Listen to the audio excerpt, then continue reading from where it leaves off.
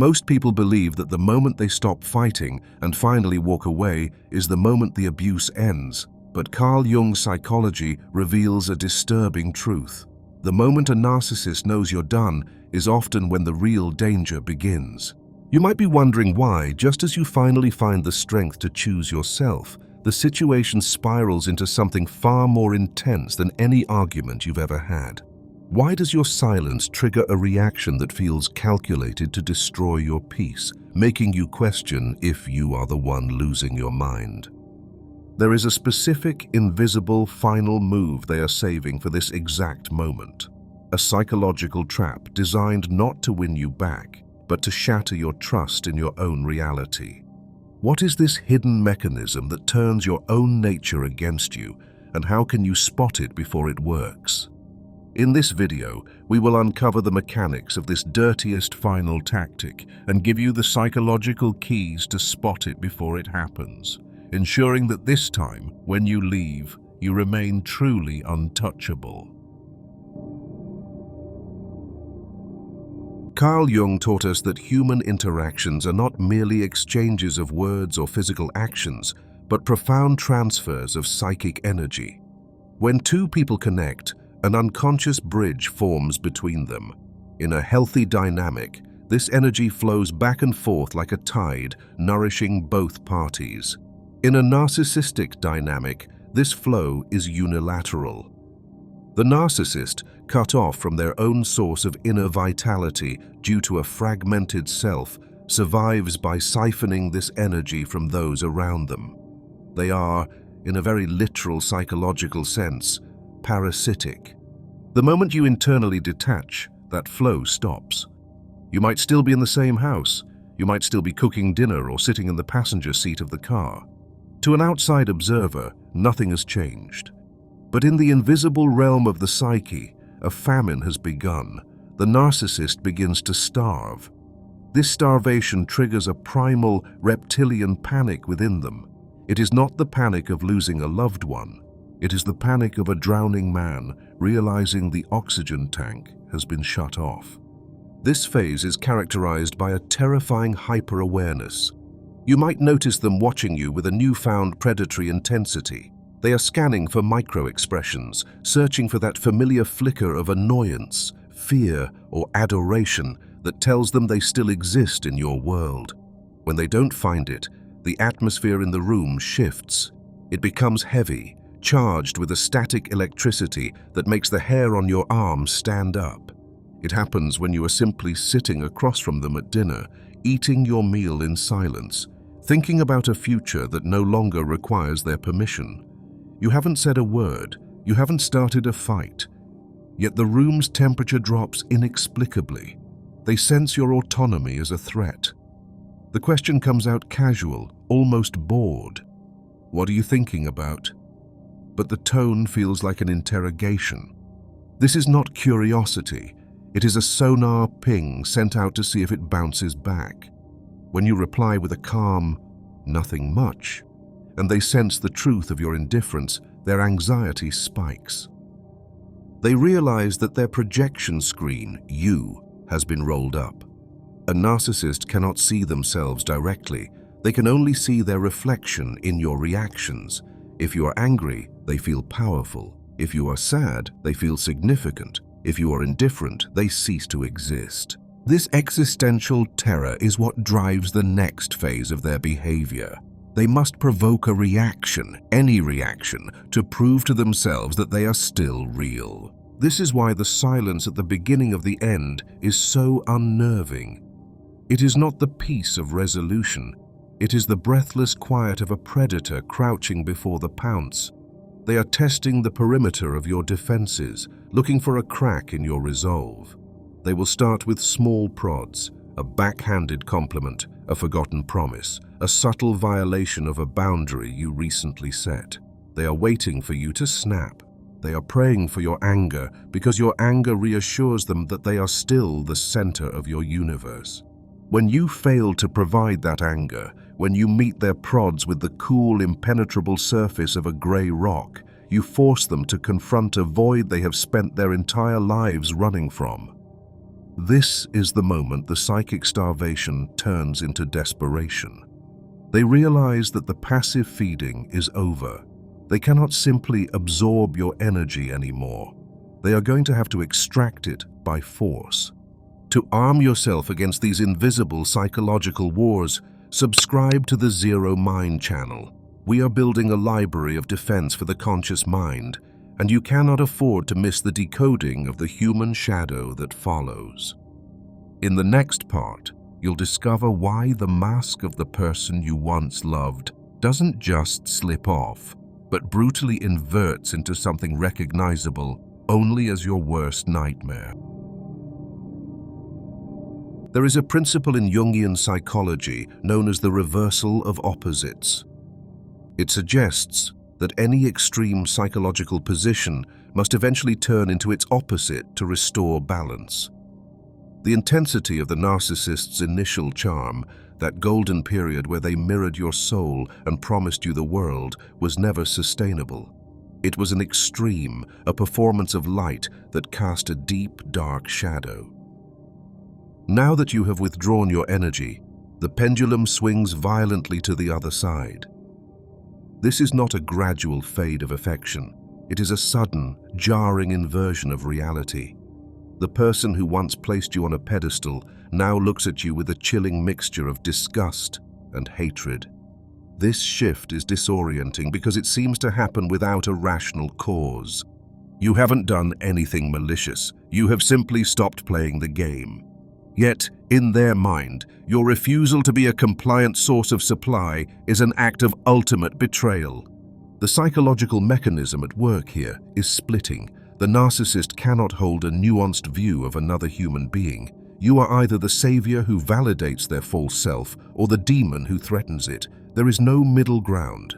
The moment you stop being the savior, you must become the demon. They need to villainize you to justify the internal chaos your withdrawal is causing. If you are good and you are leaving, that means they are bad. Their ego cannot survive that thought. So, they rewrite the narrative instantly. You are the abuser. You are the cold one. You are the narcissist. This reversal often bleeds into the mundane moments of daily life. You could be getting ready for work, wearing an outfit they once claimed to love, expecting the usual praise. Instead, they look at you with dead, shark-like eyes. "You're wearing that?" comes the sneer, targeting your deepest insecurity with surgical precision. It's not about the clothes, it's a probe. They are looking for the wound, trying to pierce the new armor you have built to see if you still bleed. This hostility serves a dual purpose. First, it is an attempt to provoke the emotional reaction they are starving for. If they can't get your love, they will take your pain. Pain, after all, is a form of attention. Second, it is a projection of their own self-loathing. Jung observed that we project our own shadow qualities onto others. The narcissist feels empty, worthless, and fraudulent. When they look at you, someone who is beginning to find their own strength and authenticity, they feel a burning envy. They want to spoil your progress. They want to drag you back down into the mud with them. The transition from idealization to devaluation is absolute. You will find that your history with them is being rewritten in real time. Memories you shared that were once sacred are now twisted into evidence of your selfishness or incompetence.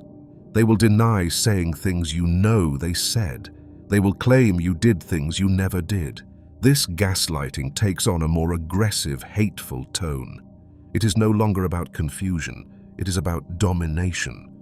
This phase is painful because the empath often clings to the memory of the good version of the narcissist.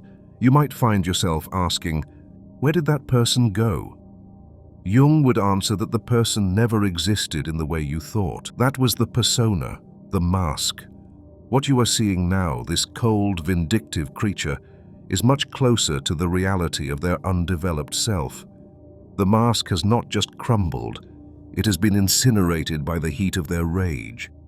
I want to validate your reality right now. If you have ever looked into a partner's eyes and seen that sudden, terrifying shift from warmth to absolute predatory coldness, you did not imagine it. Comment the word shift below to confirm that you saw behind the mask. Let's break the silence together. In the next part, you'll discover how the narcissist takes this private war and unleashes it onto the public stage, turning your friends and colleagues into unknowing soldiers against you. When the narcissist realizes they can no longer control your mind, they move to the next logical battlefield, your reputation. Jung wrote extensively about the collective shadow, the idea that groups of people can be swept up in unconscious waves of emotion and shared darkness. The narcissist understands this dynamic instinctively. They know that if they can isolate you, they can weaken you. If they can paint you as the unstable one to the herd, your truth will sound like the ravings of a madman. This is the campaign of whispers.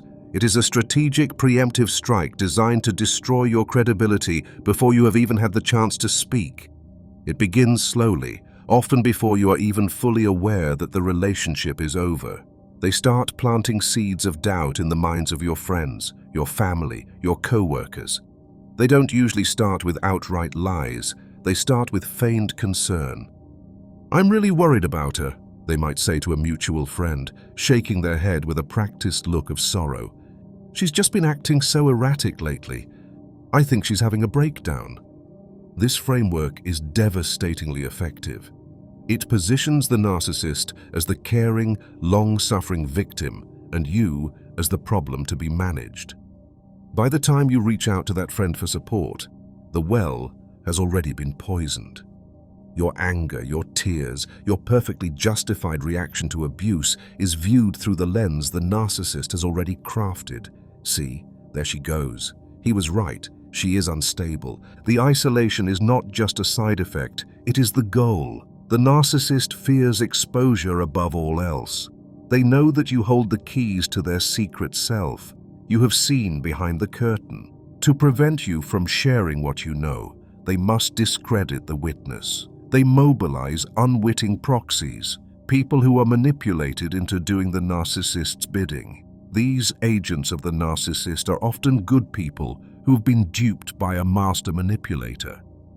They believe they are helping, but they are actually participating in a psychological siege. You feel this shift physically when you walk into a workplace or a family gathering. You haven't done anything wrong, yet the atmosphere curdles the moment you cross the threshold. Conversations stop abruptly, eyes avert. The air feels thick with unspoken judgment, making you feel like a pariah in a community you once belonged to. This is the collective shadow at work. The narcissist has successfully projected their own toxicity onto you, and the group has unwittingly accepted the burden of their sins. This triangulation serves to destabilize your sense of reality. When everyone around you seems to agree with the narcissist's version of events, you begin to doubt your own sanity. Am I the crazy one? You ask yourself. Maybe I am remembering it wrong. This self-doubt is the narcissist's greatest weapon. If they can get you to mistrust your own perception, they don't even need to be in the room to control you. Your own mind becomes the prison. But there is a deeper, more sinister reason for this campaign. The narcissist feeds on the drama. The conflict, the phone calls, the interventions, it all supplies them with a sense of importance. They are the conductor of this chaotic orchestra. Watching you struggle to defend yourself against phantom accusations gives them a surge of power that temporarily fills the void left by your withdrawal. You must understand that this is not personal, even though it feels incredibly personal. It is tactical. It is a fortress they are building to hide their own shame. They are terrified that if people looked closely at them, they would see the hollowness inside. So, they create a bonfire of your reputation to distract everyone from the darkness within themselves. In the next part, you'll discover the most treacherous trap of all, the moment they stop fighting and start weeping, and why your compassion is the key to your own destruction. Just as you steel yourself for continued battle, bracing against the insults and the smear campaigns we just discussed, the wind suddenly changes direction. The narcissist stops attacking. The rage evaporates, replaced by a devastating broken vulnerability. The phone stops ringing with threats and starts ringing with silence, or perhaps soft, apologetic whimpers. This is the phase of the false surrender, and for the empath, it is infinitely more dangerous than their anger. When a predator bares its teeth, your survival instinct knows to run. But when a predator bares its neck, your nurturing instinct knows to stay. Jung warned that the greatest danger to the soul often comes not in the form of a monster, but in the form of a wounded child requiring salvation. The narcissist understands the architecture of your psyche better than you do. They have spent the entirety of your relationship mapping your emotional terrain, and they know exactly where your savior mechanism is located. They know that you can withstand their cruelty because you have built a fortress of righteousness against it. You can tell yourself they are evil, and that gives you the strength to leave. But they also know that you cannot withstand their suffering. To see the person you loved in pain, apparently broken by the weight of their own actions, bypasses your logical defenses and strikes directly at the core of your empathic nature. Jung spoke of the archetype of the wounded healer, a psychological pattern often found in empaths where one feels an inherent drive to heal others as a way of unconsciously addressing one's own wounds. The narcissist exploits this by shifting into the archetype of the puer aeternus, the eternal child. This is not a mature adult acknowledging a mistake. This is a regression. They strip away the adult persona that was tormenting you and present themselves as a lost, helpless infant in a dark world. They invoke a primal, maternal, or paternal response in you. You stop seeing the abuser. You see a frightened human being who needs guidance. This shift often happens precisely when you have one foot out the door. Perhaps you have finally packed your bags, or you have ceased all communication for a week. Suddenly, they appear before you, not as the monster, but as a ghost of the potential you always saw in them. They might cry, tears that look and feel incredibly real because, in that moment, they are real. But they are not crying for the pain they caused you. They are crying for the loss of their control and the terrifying prospect of their own emptiness. They might finally admit to things they denied for years. "I know I've been awful," they might sob, looking at the floor with practiced shame. "I'm broken. I need help. I'm going to therapy. I finally understand what you were trying to tell me. Don't give up on me now, just when I'm ready to change." The pull to believe them is magnetic. It validates everything you desperately wanted to believe during the dark years of the relationship, that they are capable of change, that your love was not in vain, and that there is a good person buried beneath the trauma. You see their pain, and your mirror neurons fire in a chaotic symphony of shared suffering. You feel their anguish as if it were your own. The armor you painstakingly built during the angry phase begins to dissolve in the acid of their tears. You think, maybe this is the breakthrough. Maybe they had to hit rock bottom to wake up. If I leave now, am I abandoning a person who is finally trying to heal? This is the trap of potential. Empaths fall in love with potential, not reality. You have spent years loving the version of them that could exist if they just worked through their issues. The false surrender is a calculated performance of that potential. They are holding up a mirror to your own hope. But Jung warned that we must be wary of unearned wisdom or sudden transformations. True psychological change is a slow, agonizing process of shadow work, often taking years of solitude and integration.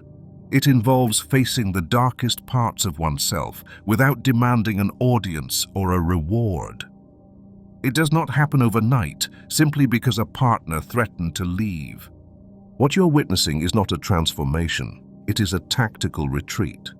In military strategy, a feigned retreat is used to draw the enemy out of their fortified position and into the open field where they can be slaughtered. By playing the victim, They are inducing you to lower your drawbridge. They are asking you to drop your shield so they can get inside the castle walls one last time. And once they are inside, they do not heal. They reconnoiter. They look for the weaknesses in your new boundaries. They study your newfound confidence to see how to dismantle it more effectively next time. This often manifests physically, a knock at your doorstep late at night. They stand there looking disheveled and desperate, perhaps smelling of alcohol or looking like they haven't slept in days. They hand you a letter or slump against the doorframe, appearing smaller than you've ever seen them. They suddenly pour out stories of their childhood, their fears, their emptiness, topics they guarded fiercely before. They place their life in your hands with a whisper. I have nowhere else to go. You're the only one who understands me. This statement is a heavy, poisoned crown. It elevates you to the position of the only savior, the only one capable of fixing this broken soul. It is intoxicating to the ego of the wounded healer. But it is a lie. They do not want you to heal them. They want you to carry them. There is a profound difference. Healing requires their active participation and suffering. Carrying only requires your strength and sacrifice. If you succumb to this trap, if you open the door and let them in, the cycle does not just reset, it accelerates. The moment you offer comfort, the moment you say, okay, let's try again, or I forgive you, the power dynamic shifts violently back in their favor. The tears will dry up with miraculous speed. The vulnerability will harden back into arrogance. The promises of therapy will be forgotten, delayed, or dismissed as unnecessary now that we are good. And the abuse will return, often worse than before, because now they know exactly what it takes to break you. They have learned that your boundaries are permeable, that your no actually means convince me, and that your empathy is a leash they can pull whenever they sense you drifting away. They are banking on your inability to walk away from someone in pain. They are holding their own emotional state hostage and blaming you for the trigger. If you leave, I might hurt myself. If you go, I have nothing. My life is over without you. This is emotional blackmail disguised as despair. It is the ultimate test of your individuation. Can you witness suffering without taking responsibility for it? Can you watch the drowning man without jumping in to drown beside him? Jung taught that we must learn to separate our own psyche from the psyche of others. Your pain is yours to carry. Their pain is the result of their own choices and their own unintegrated shadow. To reject this surrender feels like an act of cruelty. It feels counterintuitive to everything you believe about yourself as a loving person. But this cruelty is actually the highest form of love. Love for yourself, and ultimately, the only truth you can offer them. By refusing to save them, you are forcing them to face the consequences of their own actions, which is the only place where genuine growth can theoretically occur. But be warned, the moment you fail the test of pity, the moment you look at their tears and say, I wish you healing, but I cannot be the one to heal you, the mask comes off for the final time. The whimpering child vanishes, and the ancient reptilian predator returns, enraged that the final trick has failed. In the next part, you'll discover the core of the narcissist's dark magic, the psychological sleight of hand designed to make you become the monster you are trying to escape. We have arrived at the epicenter of the psychological collision, the absolute 0 point, where the narcissist attempts their most sophisticated and destructive maneuver. This is the moment the title of this discussion refers to, the dirtiest final move. In the clinical depths of Jungian analysis and object relations theory, this phenomenon is known as projective identification. It is a term that sounds academic, but the experience of it is visceral, terrifying, and often soul-shattering. It is far more sophisticated than simple projection, and understanding the distinction is the difference between remaining trapped in their labyrinth or walking free. Simple projection is a defense mechanism where a person attributes their own negative qualities to you. They are cheating, so they accuse you of infidelity. They are seething with repressed anger, so they ask why you are so hostile. It is annoying and it is confusing, but it remains external to you. You can hear their accusation, check it against your own reality, and think, that is not me. You remain intact. Projective identification, however, is not passive. It is an active, invasive, and colonizing process. The narcissist does not just say you are the angry one. They manipulate reality to make you the angry one. They intrude into your psyche with the precision of a surgeon and the intent of a parasite. The goal is nothing less than a psychological soul swap. The narcissist carries within them an unbearable load of internal chaos, shame, self-hatred, fragmented rage, and a profound sense of inadequacy. Jung described this as the shadow, but for the narcissist, the shadow is not just a part of them. It threatens to consume them entirely. To survive this internal pressure, they must expel it. They cannot simply release it into the void. They need a container. They need a human vessel to hold this toxic sludge for them so they can stand back, point a finger and say, "Look at that mess. Thank God that isn't me." You are that vessel. The process begins with a subtle, rhythmic dismantling of your nervous system. They know your triggers because they installed many of them. They begin to push. It is a relentless, low-frequency provocation. They might violate a boundary you have clearly set, not with aggression, but with a smirk. They might deny a reality you both witnessed 5 minutes ago.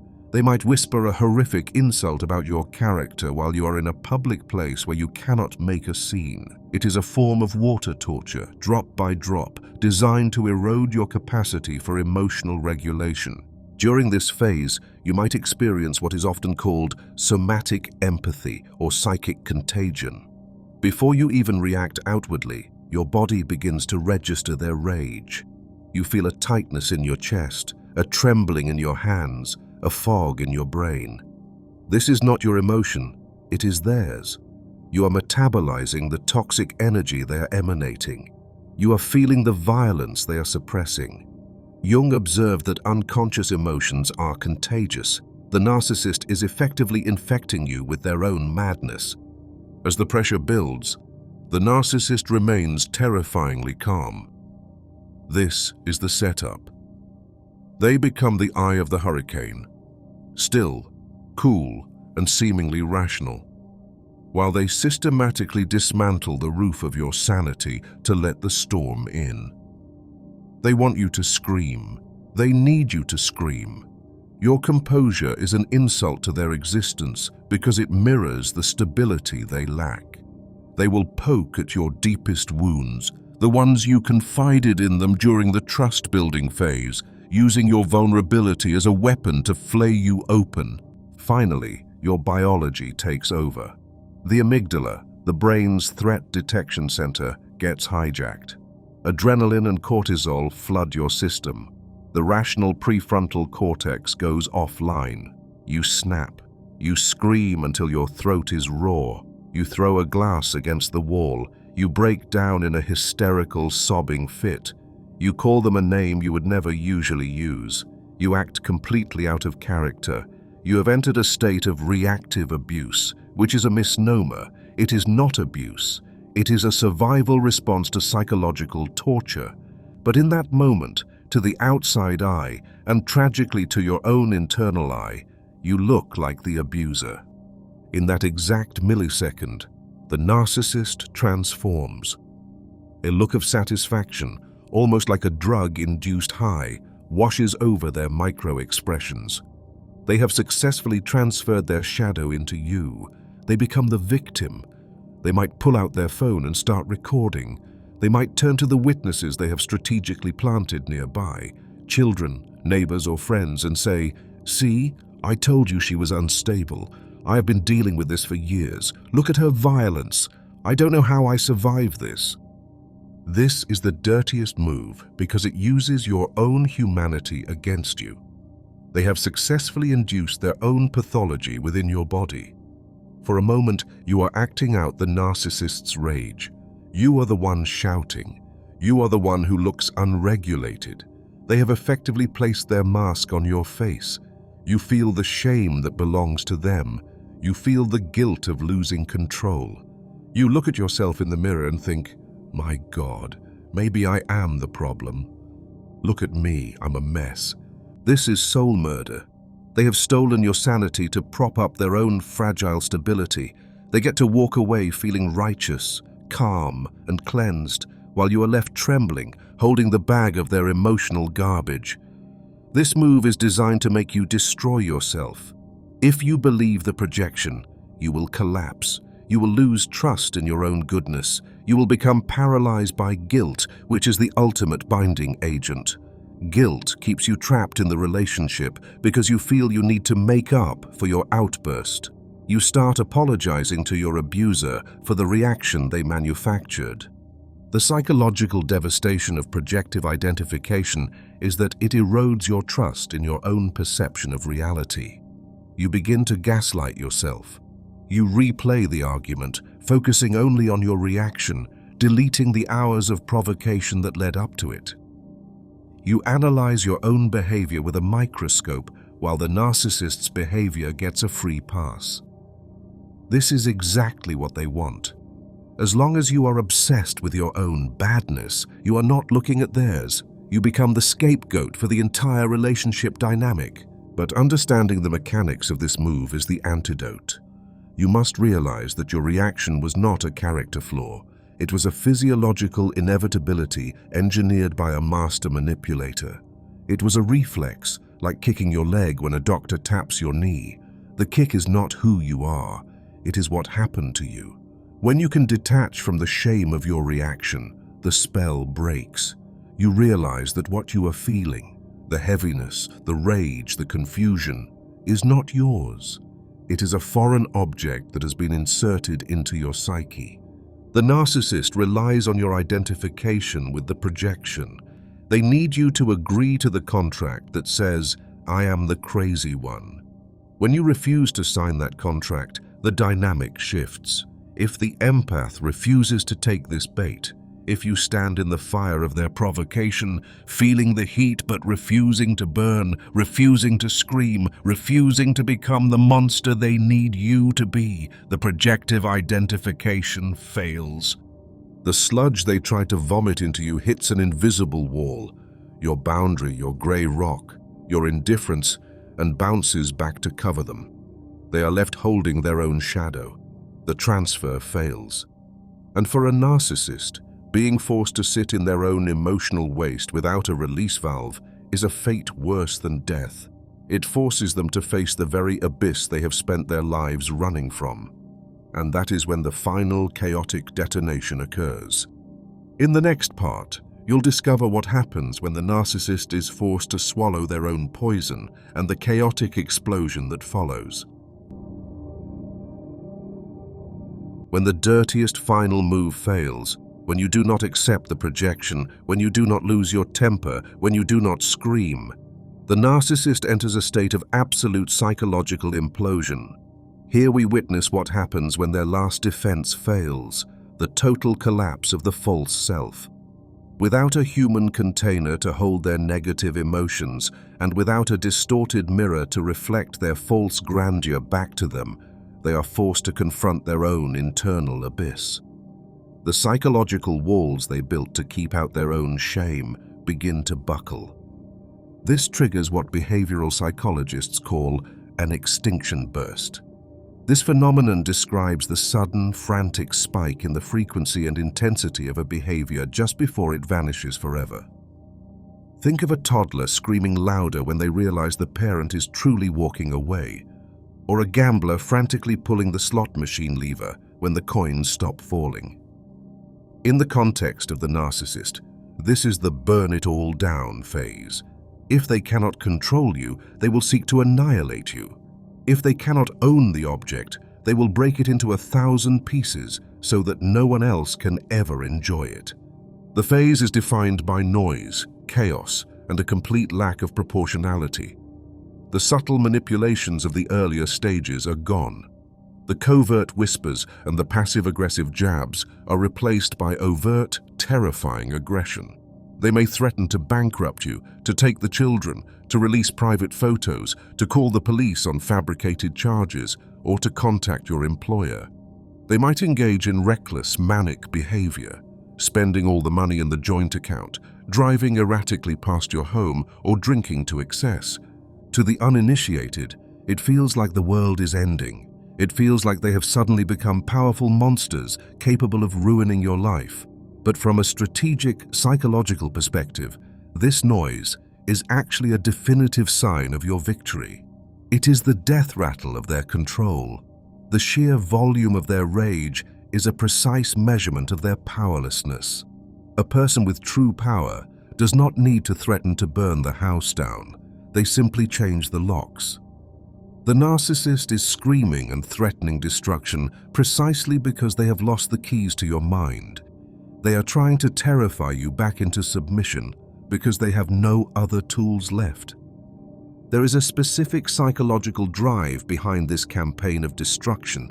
You have become what Jung might call the witness. During the relationship, you saw behind the mask. You saw the insecurity, the lies, the weakness, and the cruelty. You hold the archives of their true history. As long as you exist, and as long as you are happy and stable, you are a living testament to their failure. You are a walking piece of evidence that contradicts their false narrative of perfection. They need to destroy you because they need to destroy the evidence. If they can make you look crazy, destitute, or broken, they can invalidate your testimony.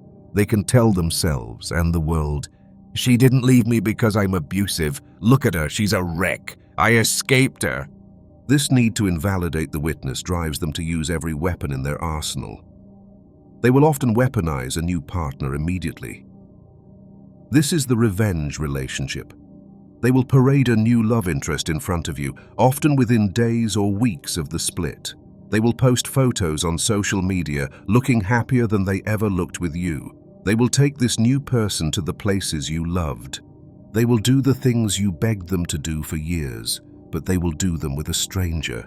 It cuts deep. It is designed to.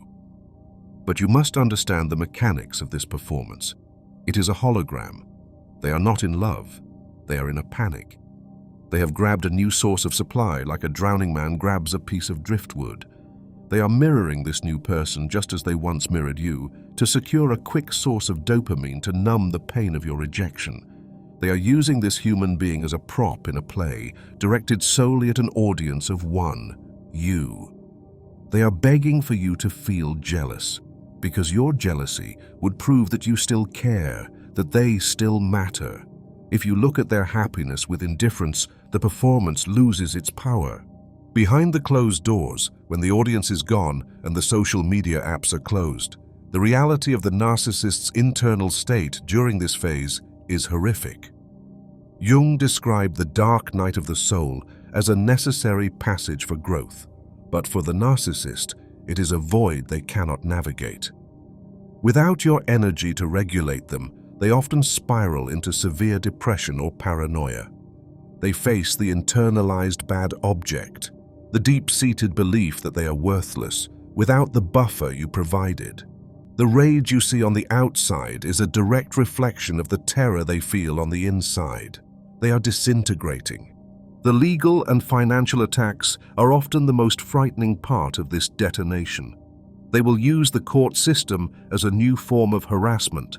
They will drag out divorce proceedings, hide assets, or make false allegations of abuse. They do this because the courtroom forces you to engage with them. It is negative attention, but it is still attention. It forces you to think about them, talk about them, and spend money on them. It maintains the tether. They would rather be your enemy in a bitter lawsuit than be a stranger you never think about.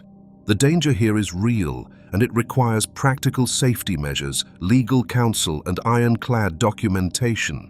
But psychological fear is unnecessary. They want you to panic. They want you to make a mistake. They want you to pick up the phone and scream, "Why are you doing this?" But you must see this for what it is, a desperate light show. It is the final flare of a dying star. It burns hottest just before it goes cold. By maintaining your course, by refusing to engage with the chaos emotionally, you allow them to exhaust themselves. Their energy is finite. Without your supply, they cannot sustain this level of intensity forever.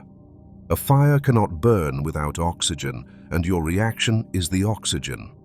Eventually, the fire burns itself out. The lawsuits get settled, the threats lose their potency, and the manic energy fades into lethargy. They will eventually hit a wall when the extinction burst yields no results. When you remain a gray rock in the face of their atomic bomb, they will be forced to retreat.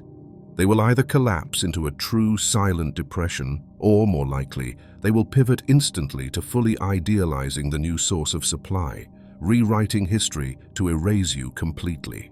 They will abandon the war, not because they found peace, but because they ran out of ammunition.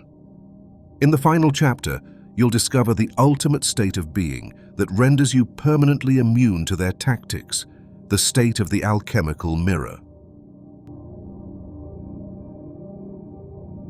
The journey through the chaos of the extinction burst is not merely a survival test, it is an initiation. Jung believed that the ultimate goal of human life was not happiness, but individuation, the process of becoming one's true, undivided self. The narcissist, in their role as the antagonist, has unwittingly served as the catalyst for this transformation. By forcing you to withdraw your energy to save your life, they have pushed you into a state of necessary evolution. You have now arrived at the final and most powerful stage of the empath's journey, psychological immunity. This state is often misunderstood. It is not bitterness, for bitterness is an emotional attachment to the past. It is not numbness, for numbness is a suppression of life. It is a high-frequency state of detachment that Jung might describe as the transcendent function. This occurs when the tension between two opposites, your love for them and your need for safety, or your compassion and your rage, is held long enough that a new, third state of being emerges. You rise above the duality. You stop being the victim or the survivor, and you become the observer. In this state, you become what can be described as an alchemical mirror. A physical mirror reflects everything placed in front of it perfectly, yet it absorbs nothing. It does not judge the reflection. It does not try to fix the reflection, and most importantly, it does not become the reflection.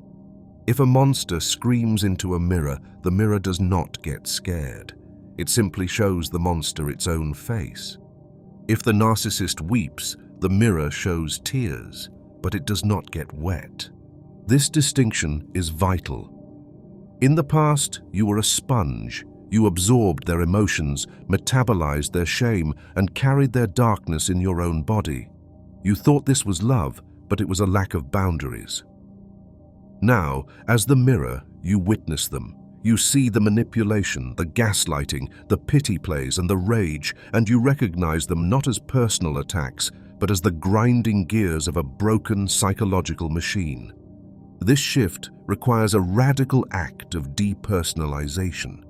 You must strip the narcissist of the humanity they effectively abandoned long ago. This does not mean you treat them with cruelty. It means you view them with clinical detachment. You stop asking, "Why would a person do this?" because that question presumes they are operating with the same emotional hardware as you. Instead, you view them as an automaton, a psychological apparatus programmed to seek supply. When a toaster burns your bread, you do not feel betrayed. You do not ask the toaster if it loves you. You recognize it is malfunctioning. When you view the narcissist as a machine, their power evaporates. Their insults are just data outputs. Their rage is just a system overload. Their silence is just a power save mode. You lose the desire to fix the machine. You lose the desire to explain yourself to the machine. And most liberating of all, you lose the desire to be understood by the machine. You realize that looking for empathy in a narcissist is like looking for a heartbeat in a stone. It is not withheld, it is simply absent. This detachment creates a force field of indifference. Indifference is the only weapon the narcissist cannot fight. They can fight your anger. Anger is engagement. They can fight your love. Love is control. But they cannot fight your nothingness. When you offer them nothing, no reaction, no explanation, no emotion, they are forced to confront the void within themselves. By withdrawing your emotional participation, you break the unconscious contract. You are no longer a character in their play. You have walked off the stage, sat in the audience, and are now watching the performance with mild, critical interest. But this immunity requires one final terrifying step: the integration of your own shadow. Jung taught that we cannot be whole until we acknowledge and integrate our dark side. For the empath, the shadow contains all the qualities you were taught to reject: selfishness, coldness, aggression, and ruthlessness. You were likely raised to believe these were bad traits.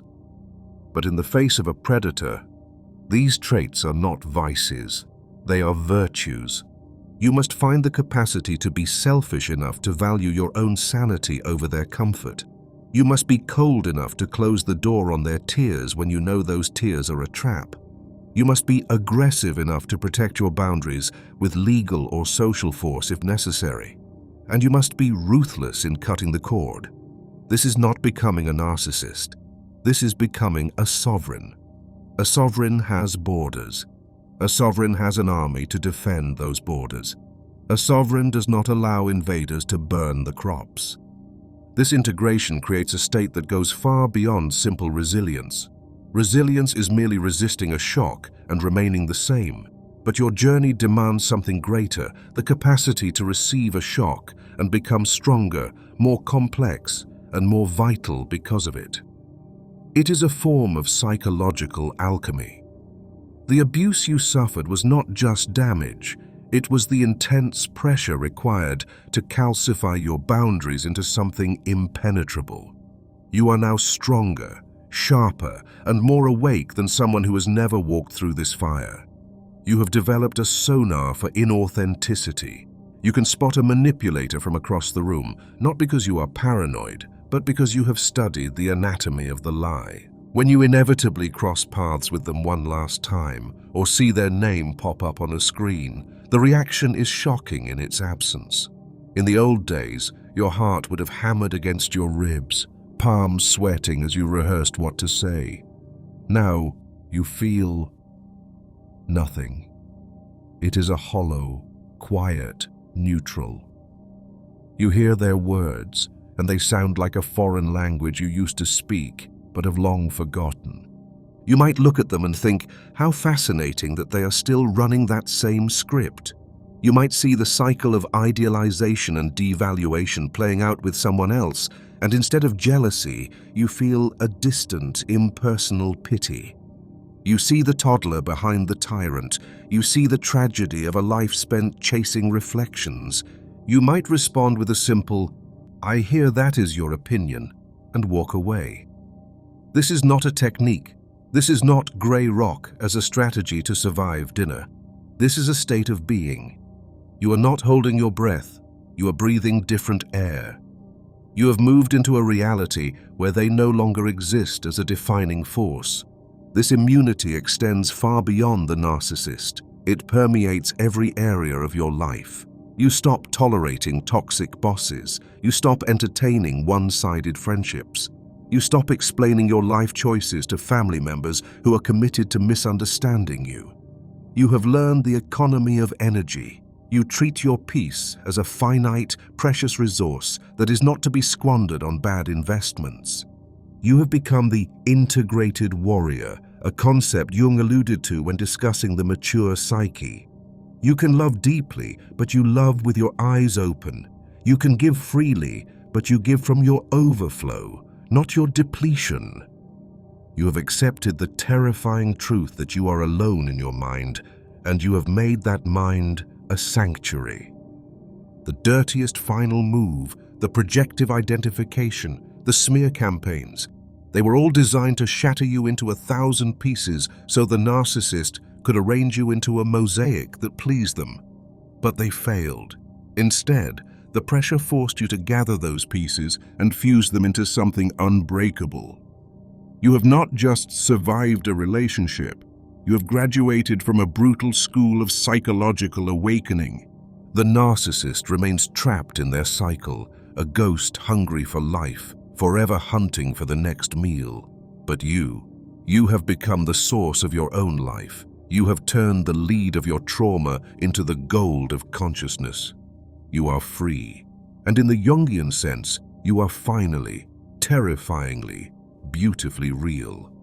The moment a narcissist knows you are done is indeed dangerous, but it is also the birth canal of your true self.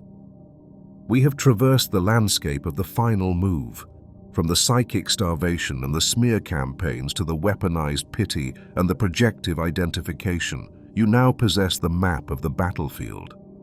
Jung reminded us that the privilege of a lifetime is to become who you truly are.